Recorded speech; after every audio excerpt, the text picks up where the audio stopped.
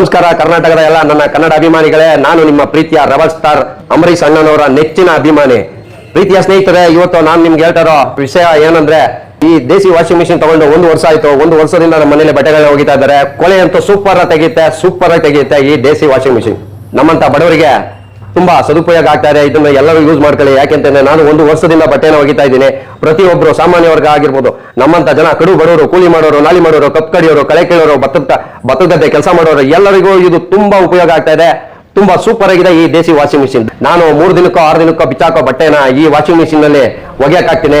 ತುಂಬಾ ನೀಟಾಗಿ, ತುಂಬಾ ಸೂಪರ್ ಆಗಿ ಒಗೆದು ಇಡುತ್ತೆ ಈ ದೇಸಿ ವಾಷಿಂಗ್ ಮಿಷಿನ್. ನಮ್ಮ ಮನೇಲಿ ಬಟ್ಟೆ ಒಗಿಬೇಕಾದ್ರೆ ಹೆಣ್ಮಕ್ಳು ತುಂಬಾ ಸಾಕಾಗುತ್ತೆ ಬಟ್ಟೆ ಒಗೆಯಕ್ ಆಗ್ತಲ್ಲ ಅಂತ ಇದ್ರು. ಅದಕ್ಕೆ ಒಂದು ಐಡಿಯಾ ಮಾಡಿದೆ.